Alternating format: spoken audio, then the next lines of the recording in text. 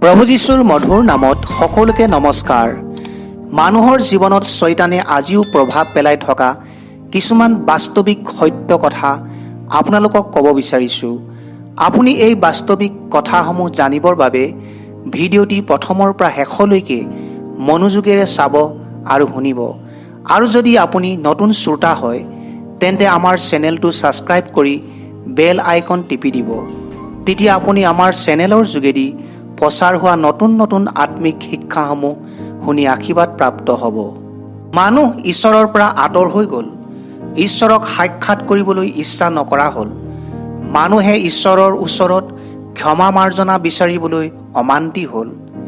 পাপৰ প্ৰভাৱৰ ফলস্বৰূপে আজি মানুহে ঈশ্বৰৰ ওচৰলৈ চাপিবলৈ আৰু তেওঁৰ কথা শুনিবলৈ অমান্তি হয়। এই সকলো পাপৰ ফল। পাপে তেওঁলোকৰ মন কঠিন কৰিলে। ঈশ্বৰৰ ওচৰত পাপ কৰিলোঁ বুলি কৈ হৈ কাঢ়িব নিবিচাৰে। তাৰ পৰিৱৰ্তে এজনে আনজনক দোষাৰোপ কৰিবলৈ ধৰে। তেতিয়া মানুহে ক'লে, আপুনি যি তিৰোতা মোৰ সংগী কৰি দিলে, সেই তিৰোতাই মোক সেই গছৰ ফল দিলত মই তাক খালোঁ। আদি পুস্তক ৩ অধ্যায় ১২ পদ। মানুহৰ চিন্তা আৰু কল্পনাটো পাপেৰে ভৰি পৰিল। এই হেতুকে পৃথিৱীত মানুহৰ দুষ্টতা অধিক আৰু সদায় তাৰ মনৰ চিন্তা সকলো কল্পনা কেৱল মন্দ। আদি পুস্তক ৬ অধ্যায় ৫ পদ। মানুহৰ অৱস্থা আৰু স্বভাৱ পপীয়া হ'ল। গীতমালা ৫১ অধ্যায় ৫ পদ। মানুহৰ চিন্তা, কল্পনা, অৱস্থা আৰু স্বভাৱ পাপময় হ'ল। সেইবাবে তেওঁলোকে সৃষ্টিকৰ্তা মহান ঈশ্বৰ জিহুৱাৰ ওচৰলৈ ঘূৰি আহিবলৈ ইচ্ছা নকৰা হ'ল। কাৰণ তেওঁলোকে পাপময় স্বভাৱেৰে ঈশ্বৰক সহজতে পাব নোৱাৰা হ'ল। সেইবাবে পাপী মানুহে মনৰ কল্পনাৰে সুবিধা অনুসাৰে সহজতে পাব পৰা প্ৰতিমাসমূহ সাজি সেৱা পূজা কৰিবলৈ ধৰিলে।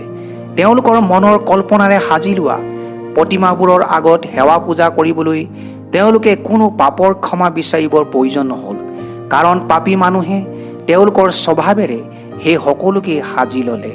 ঈশ্বৰৰ বাক্যই কৈছে, কাৰণ সিহঁতে ঈশ্বৰক জানিও তেওঁক ঈশ্বৰ বুলি তেওঁ গৌৰৱ কি ধন্যবাদ নকৰিলে, কিন্তু নিজৰ তৰ্কৰ বিতৰ্কত মিছা হৈ পৰিল। আৰু সিহঁতৰ অবোধ হৃদয় আন্ধাৰময় হ'ল। নিজকে জ্ঞানী দেখুৱাই সিহঁত মূৰ্খ হ'ল। আৰু ক্ষয়শীল মানুহ, চৰাই, চাৰিঠেঙীয়া জন্তু আৰু উৰক আদি আকাৰযুক্ত প্ৰতিমূৰ্তিৰ সৈতে সিহঁতে ঈশ্বৰৰ মহিমা সলনি কৰিলে। ৰোমিয়া ১ অধ্যায় ২১ পদৰ পৰা ২৩ পদ। মানুহে ঈশ্বৰৰ অনুগ্ৰহৰ পৰা বঞ্চিত হোৱা বাবে মানুহৰ কল্পনাৰে সাজি লোৱা প্ৰতিমাবোৰৰ আৰু ভূত প্ৰেতৰ সহায় ল'ব লগা হ'ল। ভূত প্ৰেত হৈছে অশুচি আত্মা।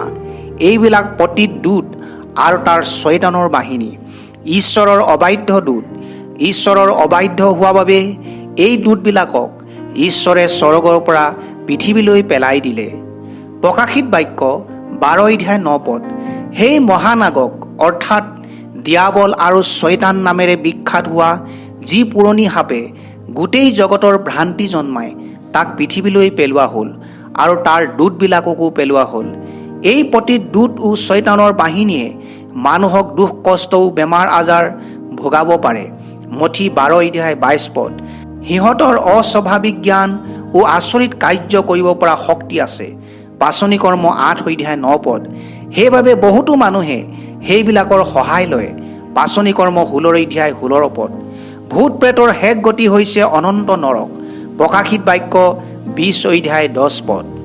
ঈশ্বৰৰ মানুহে এনে ভূত প্ৰেত বা পতিত দূতসমূহৰ সহায় লোৱা ঈশ্বৰৰ দৃষ্টিত ঘৃণনীয়, পাপাত্মক আৰু নিষিদ্ধ। প্ৰকাশিত বাক্য ২১ অধ্যায় ৮ পদ। সেয়েহে তেনে সহায় আৰু পৰামৰ্শৰ পৰা আঁতৰি থাকিব লাগে। আজি হয়তো আপুনি ঘনে ঘনে বেমাৰত পৰি থকা, কেতিয়াও কৃতকাৰ্য হ'ব নোৱাৰা, পৰিয়ালত অশান্তি, ল'ৰা ছোৱালী অবাধ্যতা, এই সকলোৰে কাৰণ হৈছে শয়তান। সি আপুনি নজনাকৈ গুপুতে আপোনাৰ জীৱনত আৰু পৰিয়ালত প্ৰৱেশ কৰি সকলো প্ৰকাৰৰ ধ্বংস কাৰ্য গুপুতে কৰি আছে।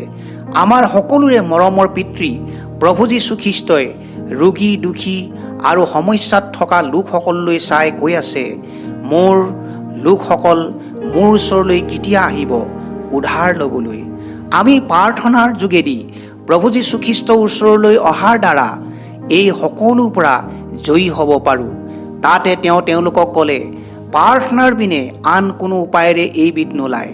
মাৰ্ক 9:29।